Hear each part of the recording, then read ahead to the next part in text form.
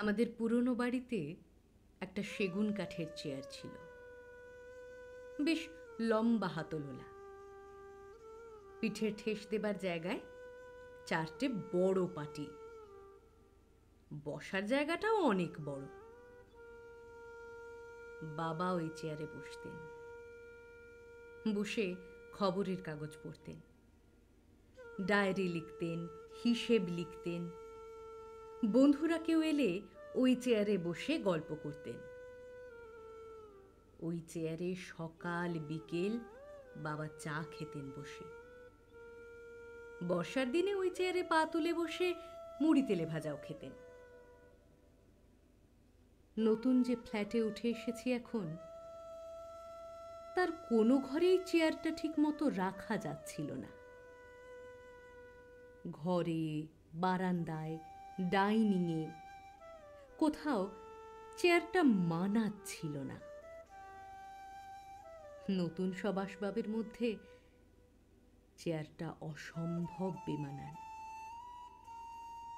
কিন্তু বাবার মতোই বাবার ওই চেয়ারটাও আমার ভীষণ প্রিয়। ওটা ফেলে দেব বা বিক্রি করে দেব, কোনোটাই ভাবতে পারি না। চেয়ারটা দেখলেই বাবার কথা মনে পড়ে। বাবা চেয়ারটায় বসে মহাভারত পড়তেন, গীতা পড়তেন, রবীন্দ্রনাথ পড়তেন। চেয়ারটার গায়ে হাত রাখলে আমার এখনো মহাভারত, গীতা, রবীন্দ্রনাথ কানের মধ্যে বেজে ওঠে।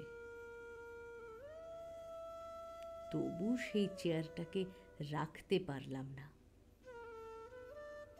নতুন কেনা একটা স্টিলের আলমারি ঘরে ঢোকানোর সময় ধাক্কা লেগে চেয়ারটা ভেঙে গেল। একটা পা জখম হয়ে গেল। তারপর থেকে ফ্ল্যাট বাড়ির ছাদে জলের ট্যাঙ্কের পাশে এক কোনায় চেয়ারটা পড়ে আছে। বৃষ্টিতে ভিজছে, রোদে পুড়ছে। তবু ছাদে গিয়ে সেই চেয়ারটার দিকে চোখ পড়লে বাবার কথা ভীষণ মনে পড়ে। একদিন ভোর রাতের স্বপ্নে বাবাকে দেখলাম। বাবা বললেন, খোকন, আমার আলমারিতে ছিল মহাভারত, ছিল গীতা, রামায়ণ, রবীন্দ্রনাথ।